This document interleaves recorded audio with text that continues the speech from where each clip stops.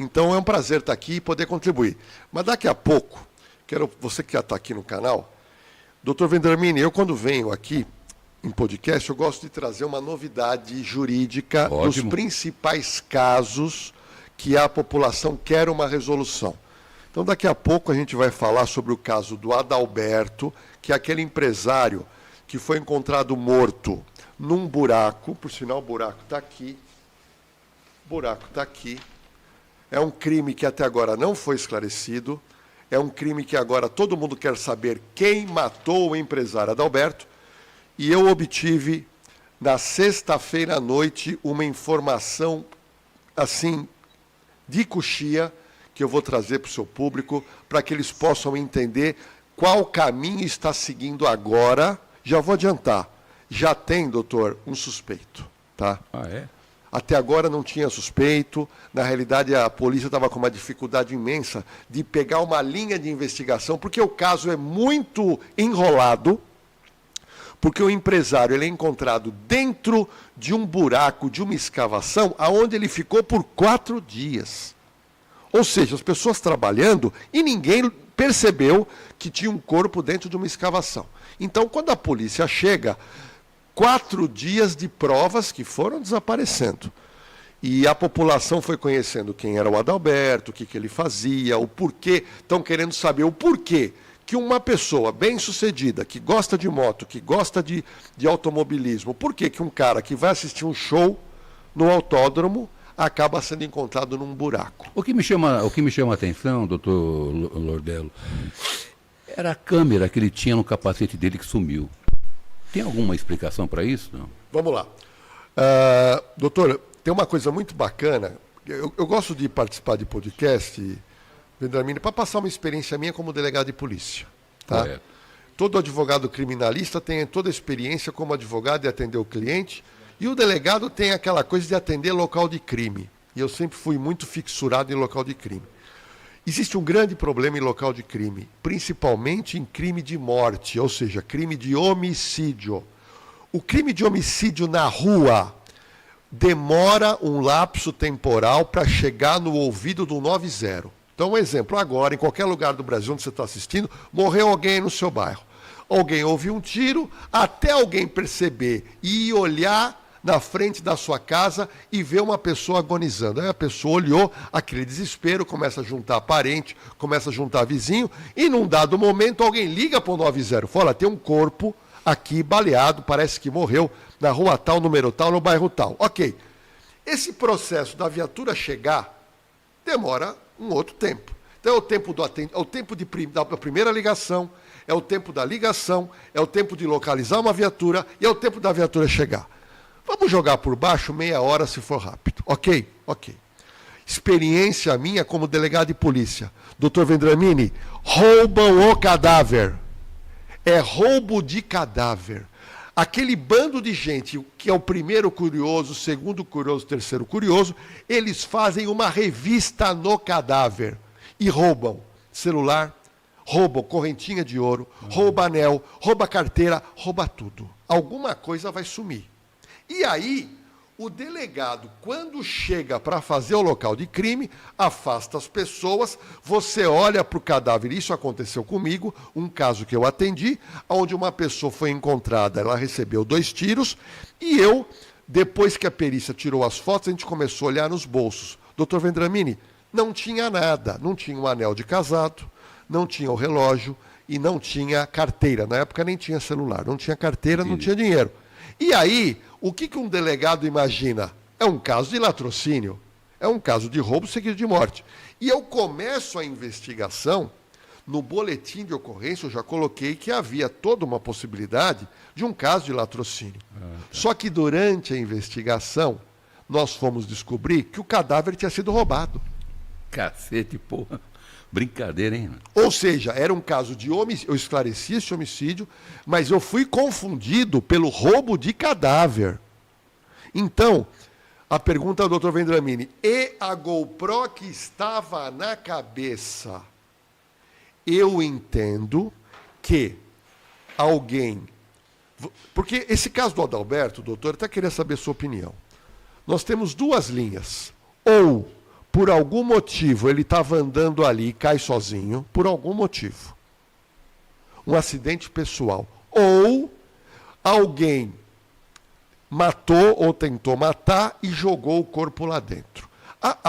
O laudo necroscópico já disse que, quando do encontro do corpo, o corpo teria falecido 40 horas antes, mais ou menos. Ou seja, ele desaparece na sexta-noite, mas ele só vem a morrer, provavelmente, no domingo à noite ou no comecinho do domingo. Então, ele estava vivo dentro do buraco desde sexta-feira à noite. Vamos lá. A pergunta que fica, ele ficou muito tempo lá dentro. Será que alguém passou, viu um capacete e arrancou aquela GoPro? Será que alguém que eventualmente ou matou ou tentou matar e jogou ele vivo, levou essa GoPro? Esse é um detalhe. Só que o detalhe mais intrigante é quando o corpo é içado da escavação, e todo mundo imaginava que ele estaria com toda a roupa dele, mas ele estava sem a calça, sem um par de botas que ele usava, um par de botas caro, sem um par de meias. E aí a pergunta é, espera um pouquinho, por que tiraram as calças do homem? Por que tiraram as botas? Por que tiraram as meias? E aí, vamos supor que alguém tirou para fazer alguma coisa com ele e levou embora ou deixou aquilo naquele terreno. E deixando naquele terreno, muita gente passou de obra. E alguém pode ter visto uma calça, viu um par de botas, olha, eu vou levar para mim.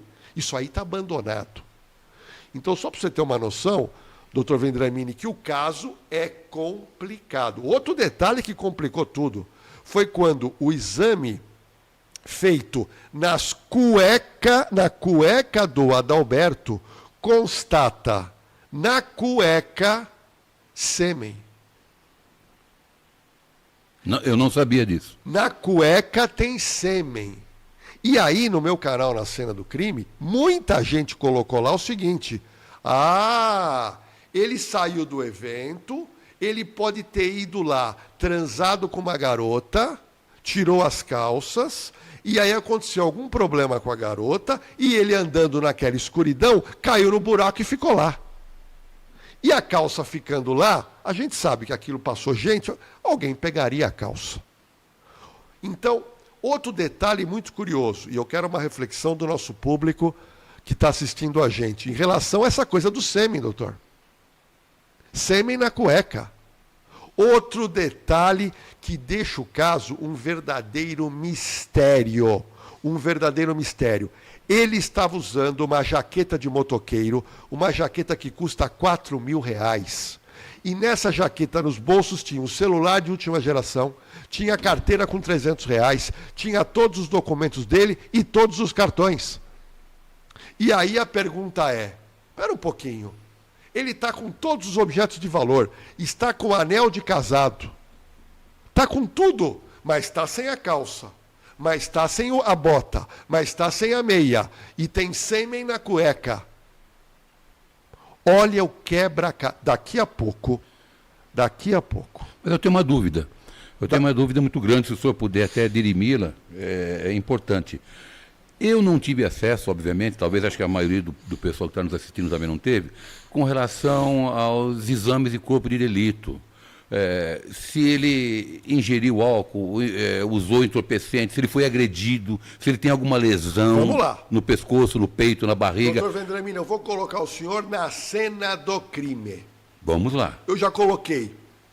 A cena do crime está aqui. Ia pedir para o pessoal do Danilo colocar aquela foto do buraco. Eu consegui uma foto que ninguém tem, doutor Vendramini. Muito bom. Uma foto, uma pessoa tirou essa foto de cima. Repara, na mão esquerda está um anel caro. Eu vi. Agora uma outra foto para a gente ter uma noção. Olha que interessante essa foto. Olha lá. Então você tem o anel, que não foi roubado. E outra coisa, eu queria que colocasse a foto de novo. Doutor Vendramini, dá uma olhada que o capacete não está na cabeça. O capacete, Danilo. Ele não está na cabeça.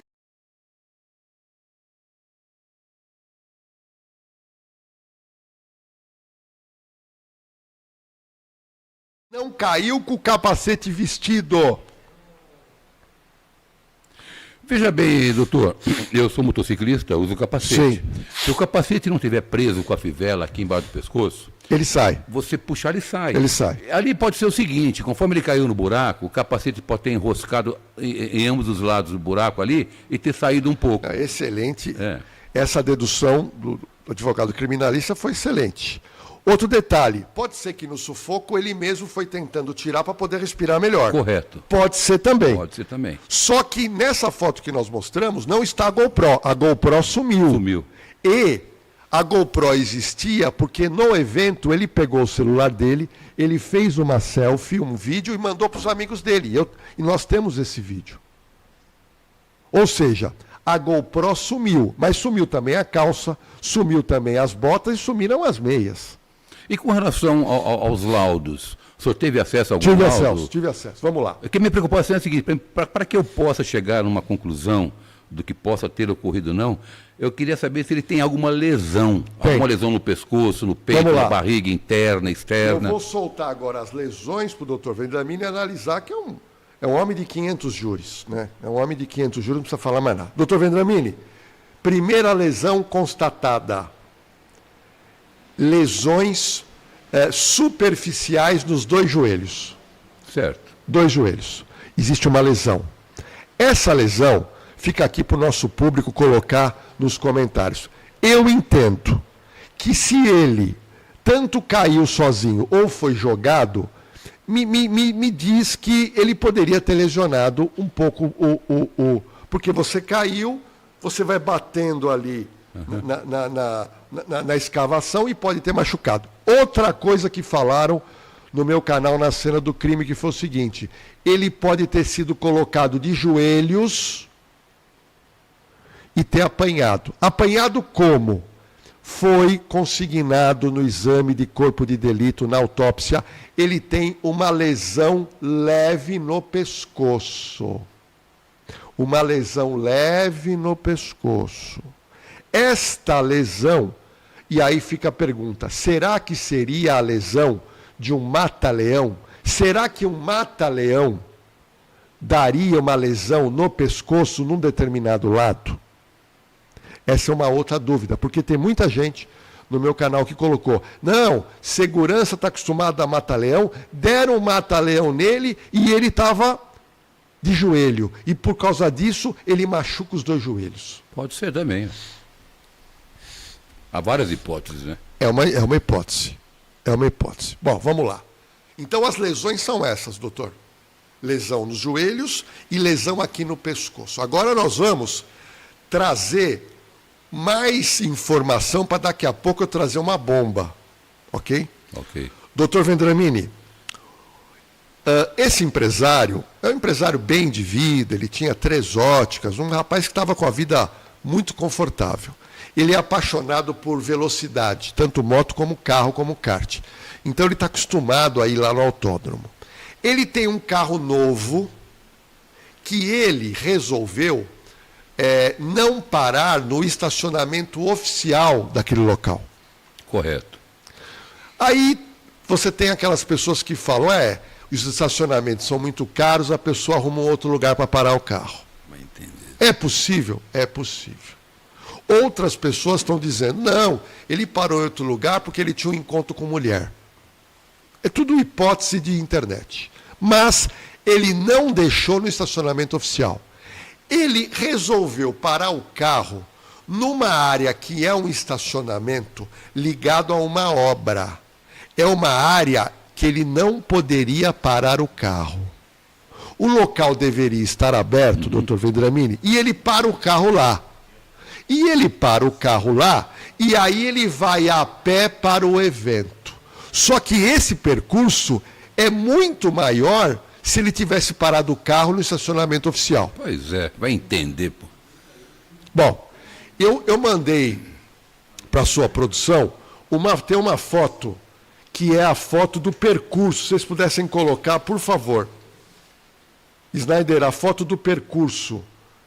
Que para o Dr. Vendramini ter uma noção do percurso a pé que ele fez. O Corpo de Bombeiros foi acionado imediatamente para retirar... Para o Rodrigo, para o Motoca. Ei, Motoca, tudo bem aí? Também mandar um abração muito forte aqui para o Lucas, para o Marcelo Batista, para o Edson Fernandes, enfim, nós estamos aí com mais de 700 pessoas aí mandando mensagem para nós, então não dá para mim dar o nome de todos, mas muito grato, pessoal, é isso aí. Vamos aí dando opinião, fazendo perguntas aqui para o doutor Lordello, que quem fizer as perguntas aí nós vamos repassar para ele, tá bom? Podemos continuar. Então, aí como é que ficou, doutor? Então vamos lá. Dá para colocar a foto aí, pessoal? Está colocando então. Então, daqui a pouco nós vamos mostrar a foto, que é, para o público ter uma noção, é uma foto aérea dos locais, tudo que aconteceu. Então, ele teve que andar mais de 1 quilômetro para poder chegar no local do evento. E ele chegou no evento a pé, e nesse evento a pé tem imagens dele chegando. Então, só que não tem imagens dele saindo. Entendo. Então, veja bem, ele entra pela entrada, a saída é no mesmo lugar e ele não sai. Ok, tudo bem. Só que ele para esse lugar num lugar irregular, tá? Talvez para economizar. Tudo bem. A perícia do DHPP, Dr. Vendramini, acha o carro dele.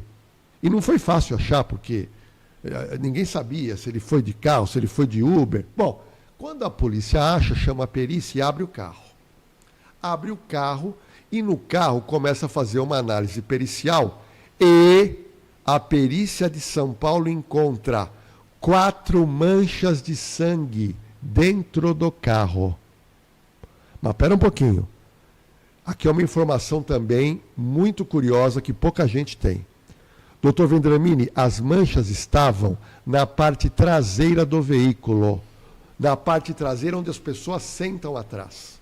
Tem uma mancha na lateral embaixo do assento, tem uma mancha na parte do chão e tem uma mancha naquela saída do ar-condicionado para as pessoas que estão atrás. Certo.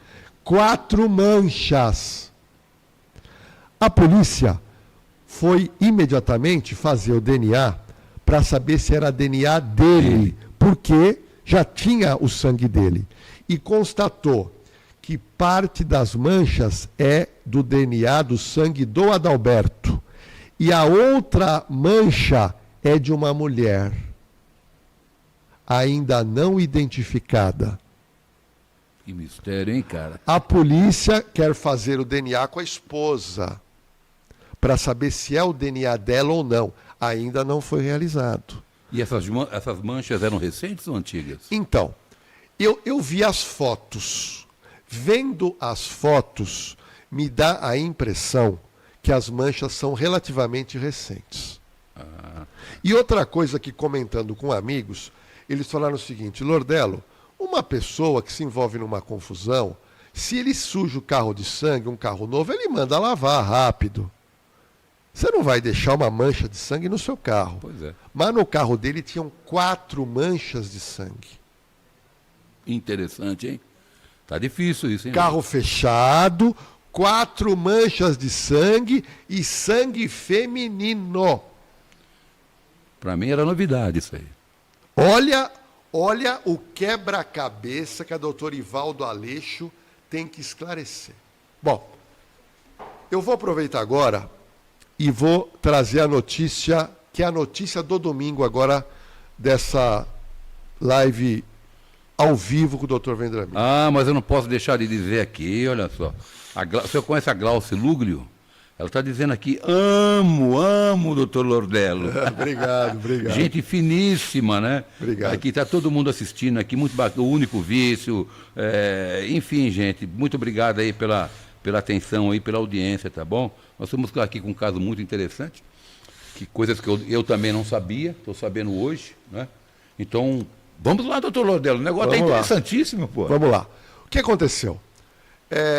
Quando surge o laudo dizendo dessa lesão aqui no pescoço, Sei. O próprio DHPP ventilou que o Adalberto, poderia, ao tentar sair para um local de cortar caminho para o carro dele, porque se ele fizesse o caminho tradicional que ele deveria fazer, era 1,2 km. Se ele cortasse, era 500 metros. Certo.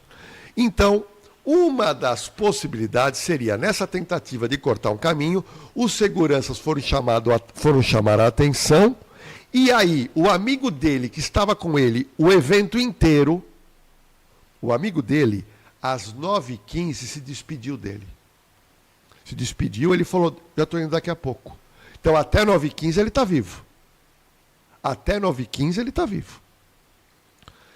Então, uma das suposições, a semana passada, agora mudou tudo, mas a semana passada é que ele pode ter sido interpelado por um segurança e, tendo em vista que o amigo dele, chamado Rafael, disse que ele tomou 8 cervejas e teria comprado maconha no evento e fumado maconha, e diz o amigo que ele estaria agitado, palavras do Rafael.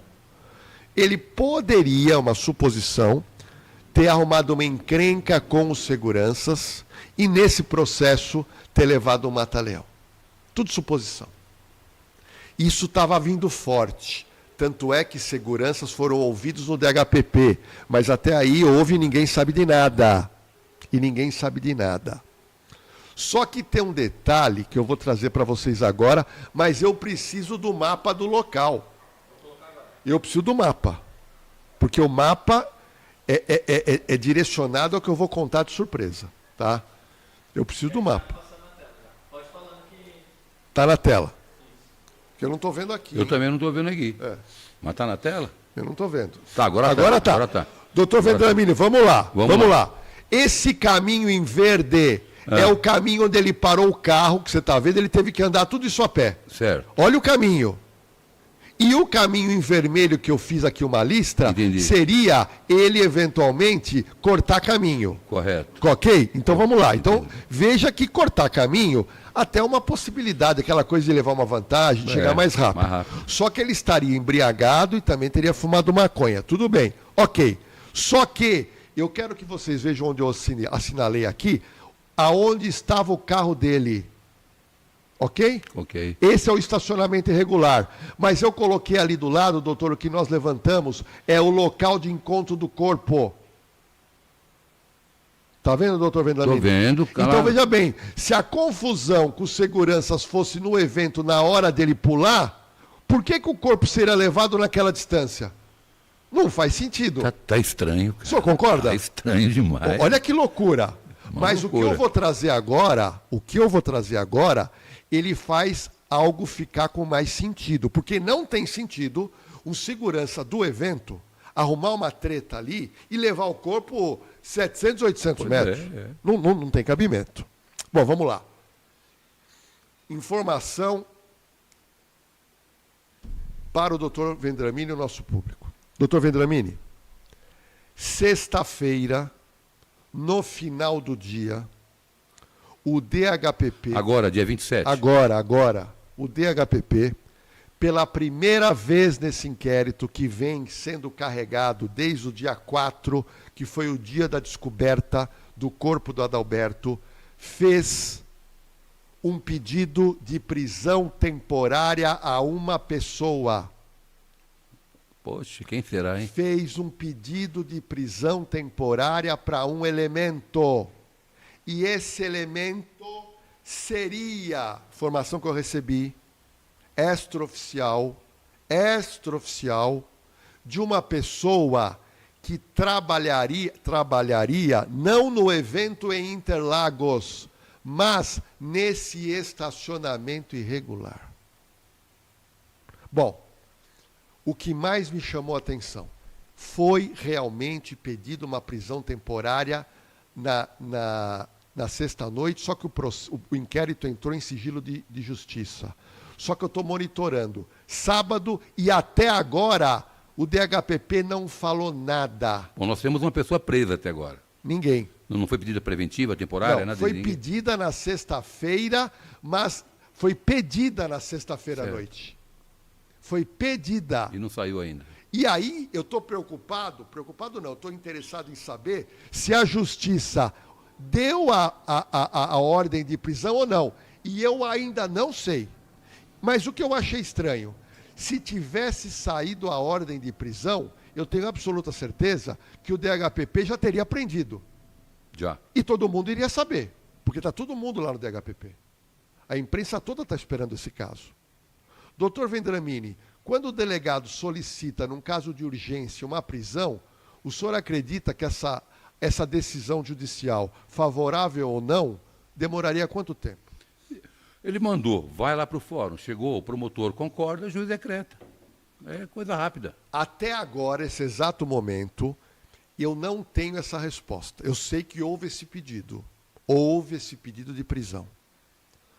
Até agora, a gente não sabe. Sabe que o Ministério Público tem que concordar com o pedido do delegado, né? Sim. Que se não concordar, o juiz acaba não decretando. Sim. Né? Então, se agora tornou sigiloso o processo, ninguém Sim. vai saber absolutamente nada. Bom, agora eu vou trazer, doutor, e eu vou querer saber de todo mundo aqui, se essa visão de parte de investigadores do caso que me contaram, isso é uma visão de policiais, investigação é suposição. A pessoa vai pegando prova e vai criando uma narrativa. Certo. Vamos lá. A narrativa, doutor Vendramini, seria a seguinte. Imagina a seguinte situação. O Adalberto corta caminho e vai pegar o seu carro. Quando ele chega lá, o carro dele estava envolto de tapumes.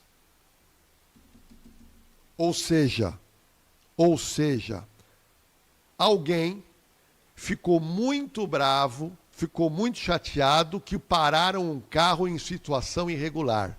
E aí colocaram os tapumes para aquela pessoa não sair. Isso está lá. Isso é o que eu ouvi Dizer. de investigadores que acreditam que aconteceu isso. Nenhum delegado se manifestou. Ok. E a partir daí, Adalberto, chateado com aquela situação de não poder sair com o seu carro, e funcionários, não se sabe se é segurança ou funcionário, aí começou aquela briga, que é a mesma briga quando você para um carro em frente de uma garagem. E quando você chega para pegar, dá aquela confusão. Então, doutor Vendramini, teria tido uma confusão e ali ele teria levado um mata-leão, ficado eventualmente de joelhos, e a partir daí, quando essa pessoa estaria desfalecida, calculam que essa pessoa estaria morta, assim como no caso de Isabela Nardoni, que foi jogada do 6º andar, aonde o pai imaginava que ela tinha morrido e não tinha. E aí, o que aconteceu? Carregaram o corpo mais ou menos perto. Se a gente puder colocar de novo aquela foto, fica mais claro essa linha de raciocínio, doutor Vendramini. Realmente. Porque desse estacionamento para o local do corpo é relativamente perto. Olha, depois dessa explicação toda aí que o senhor está nos dando, eu estou começando a chegar a uma conclusão, que eu não tinha, eu estava muito em dúvida. Pode ter sido realmente uma briga ali, no local onde ele deixou o veículo, né, com as pessoas que ali ficavam, trabalhavam, enfim. Saiu uma briga, podem ter dado um mata-leão nele, ele desmaiou, e para disfarçar o homicídio, retiraram as calças dele, retiraram o sapato dele, retiraram a meia, pegaram a câmera de cima do capacete dele e jogaram o corpo nesse buraco. Visão de advogado, hein? Não. Visão de advogado criminalista. Estou começando a chegar nessa conclusão. Aí é. jogaram ali no buraco. buraco. Está trazendo pela primeira vez essa ideia, hein? Para disfarçar o crime de homicídio. Aí jogaram ele ali. Puxa vida. E não levaram aliança, não levaram nada, porque não foram para roubá-lo. Não era ladrão. Não era ladrão, hipótese alguma, pô. Né? Então, eu estou quase chegando a essa conclusão, doutor Lordedo, que o senhor colocou aqui, que realmente houve uma confusão, houve uma briga, ele desfaleceu, né? Aí, para disfarçar lá, acharam que o cara estava morto, retiraram a calça, retiraram o sapato, retiraram a meia e está criando toda essa confusão. Roubo, eu tenho certeza absoluta que não foi. Olha, eu vim aqui com uma bomba e estou saindo daqui, quando acabar com uma visão que o senhor trouxe. É isso devido à sua explicação. O senhor trouxe agora uma visão que faz muito sentido. Faz muito sentido. Que é disfarçar e tentar trazer dúvida à investigação. Total. Agora, Eu queria que o senhor também levantasse uma hipótese, o porquê das 4 manchas de sangue dentro do carro. Olha, é como o senhor falou. O senhor acha, por fotografia, que as manchas seriam mais ou menos recentes, né? Precisa haver a análise do Instituto de Criminalística para chegar a uma conclusão, se é coisa antiga, se não é, né? Esse DNA que foi pego de uma mulher, na minha opinião também, eu acho que tem que ser feito com a esposa dele. Tem que checar, porque hoje tem que checar tudo, né? Sim. Né? Não estamos aqui querendo culpar ninguém, pelo amor de Deus. Não, a polícia tem que checar, não tem jeito. A polícia tem que chegar.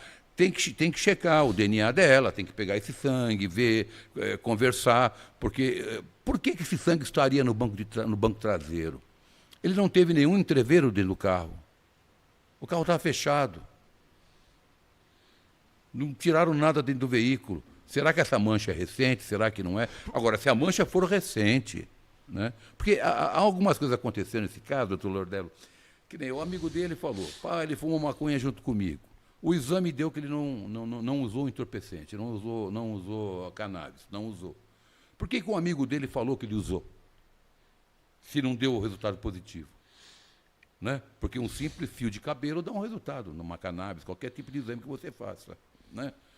Eu quero crer que o Instituto de Criminalística não vai cometer um erro desse. Né? Agora, se o amigo dele, que me causou muita estranheza também desde o início, está dizendo uma coisa, a perícia diz outra, meu irmão, você tem que desconfiar até do Papa aí, viu, cara? Some a calça, some bota, some meia. O laudo dá tudo. Então o delegado fica confuso. Porra, se fica. Porque a gente não consegue montar um quebra-cabeça. E eu entendi que a versão que o doutor Vendramini trouxe é uma versão que faz um pouco de sentido. É coerente. Faz sentido, tem várias, né, doutor Lordello? Inclusive essa que o senhor trouxe também. O delegado ele tem que partir por todas. Por todas, porque muitas vezes você um laudo equivocado, você fica vendido com uma interpretação. É por isso, doutor.